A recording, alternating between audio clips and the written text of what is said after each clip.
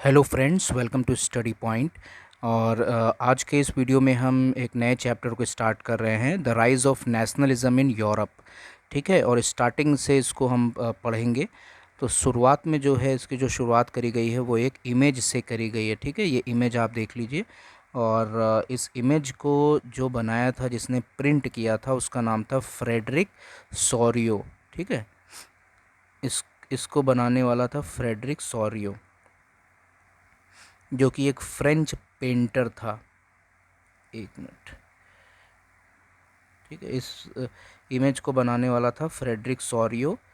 1848 में इसने बनाया था, फ्रेंच आर्टिस्ट था।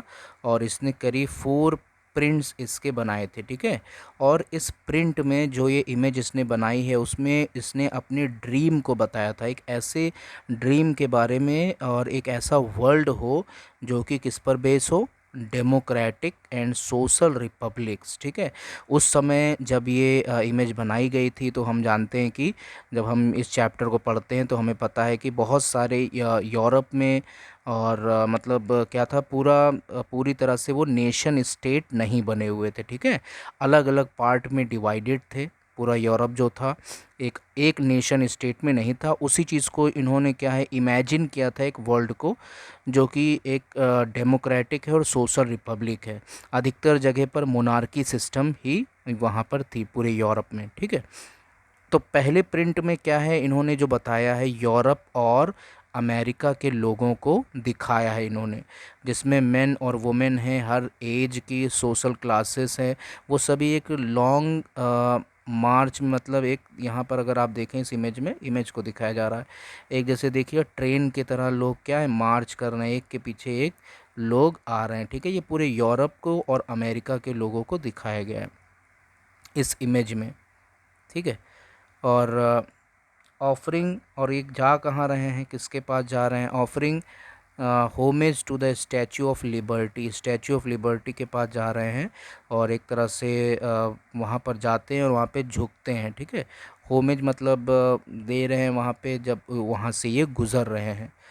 ठीक है, और आर्टिस्ट, अगर आप इसको पढ़ेंगे, फ्रेंच रेवोल्यूशन आपने क्लास 9th में भी पढ़ा होगा, तो उसमें बताया, उसमें क्या दिखाया गया था, पूरे एक तरह से लिबर्टी को एक फ़ीमेल की तरह दिखाया गया था। जैसे इमेज भी बनाई गई थी कंट्री की, फ्रेंच जो इमेज है उसको।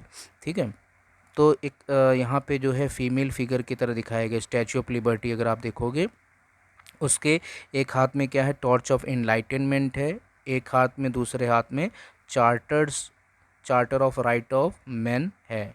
ठीक है, तो ये दिखाया गया है कि कैसे मतलब पूरे मतलब इंसानों को सब समान होना चाहिए। ठीक है, हर इंसान समान हो, सबके पास अधिकार होने चाहिए, ये सारी चीज़ें वहाँ पर ये बताई गई, और सभी लोग एक साथ चल रहे हैं। ठीक है, इनका जो विज़न था, on the earth in the foreground the image shattered the remains of the symbols of absolutist institutions. इसी इमेज में अगर आप देखो, यहाँ पर इमेज में आपको दिखाई देगा, यहाँ पर बहुत सी फट मतलब चीज़ें, क्या हुआ है इस जगह पर, देखिए शैटर्ड मतलब एक तरफ से टुकड़े टुकड़े पड़े हुए हैं। ये वो चीज़ें हैं जो वहाँ के एब्सोल्यूटिस्ट इंस्टीट्यूशंस को दिखाते हैं।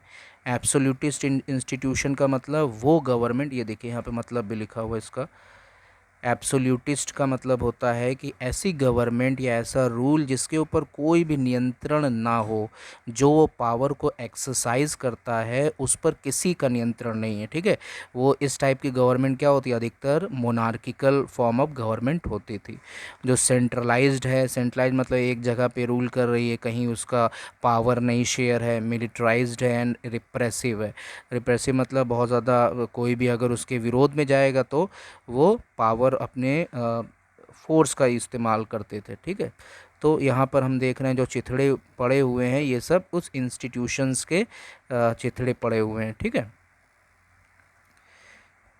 और सोरियो ने क्या किया, इसने एक यूटोपियन विजन, मतलब इसका था, यूटोपियन का मतलब भी यहाँ पर बताया गया है कि ऐसा एक, यूटोपियन का मतलब होता है, यहाँ पर दिया है कि एक ऐसा विजन, एक ऐसा दर्शन सोसाइटी के बारे में, जब हम एक ऐसा दर्शन देखें जो कि बहुत ही आइडियल होता है, एक आदर्शवादी होता है, और एक्चुअल में वो चीज़ हमें बहुत ही, कह सकते हैं कि आसानी से नहीं मिल सकता, या असंभव जैसी चीज़ है, ठीक है, जो इन्होंने देखा था। अनलाइकली टू एक्चुअली एग्जिस्ट, वैसा वास्तव में दिखाई नहीं देता है, वास्तव में वैसा होता नहीं है, लेकिन वैसा वो मतलब वो उस तरह के सोसाइटी के बारे में उनका दर्शन था। जैसे क्या था, यहाँ पर आप देख रहे हैं कि सारे लोग एकदम एक साथ बिल्कुल चल रहे हैं, ठीक है, कहीं पे कोई मतभेद नहीं है, कहीं पे कोई लड़ाई नहीं है, और स्टैचू ऑफ लिबर्टी को सब दंडवत करते हुए जा रहे हैं, ठीक है। तो इस तरह का एक फ्रेटर्निटी के बारे में इन्होंने इमेजिन किया था, एक वर्ल्ड जो ना तो लड़ाई झगड़ा कर रहा है बल्कि सब मिल कर के साथ में चल रहे हैं। और एक मिनट, सब अपने अपने देश के क्या है, झंडे लेकर के चल रहे हैं, और ग्रुप है, सभी एक ग्रुप में चल रहे हैं, ठीक है, कोई किसी से किसी की कोई दुश्मनी नहीं है, फ्लैग से पहचाने जा रहे हैं, और उनकी नेशनल कॉस्ट्यूम को भी वो पहने हुए हैं, ठीक है। यूनाइटेड स्टेट्स है, Switzerland, which by this time were already nation states, इस समय तक यूएस और स्विट्ज़रलैंड क्या थे, उस समय तक एक नेशन स्टेट्स थे, ठीक है, और फ्रांस भी हो गया था क्योंकि 1848 की बात है, लेकिन जर्मनी उस समय तक एक तरह से नेशन स्टेट नहीं बना था, ठीक है।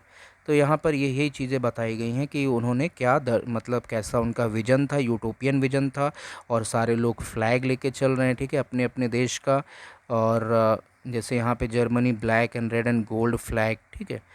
और सोरियो ने जब ये पेंटिंग बनाई थी तो जर्मन उस समय तक क्या था, उस समय तक नेशन स्टेट नहीं बना था, या यूनाइटेड एक तरह से नेशन नहीं था, ठीक है। तो सारे लोगों को एक करना, इसका जो विज़न था, सारे लोग एक साथ रहें, सब लोग एक साथ मिल कर के चलें, ये इनका विज़न था।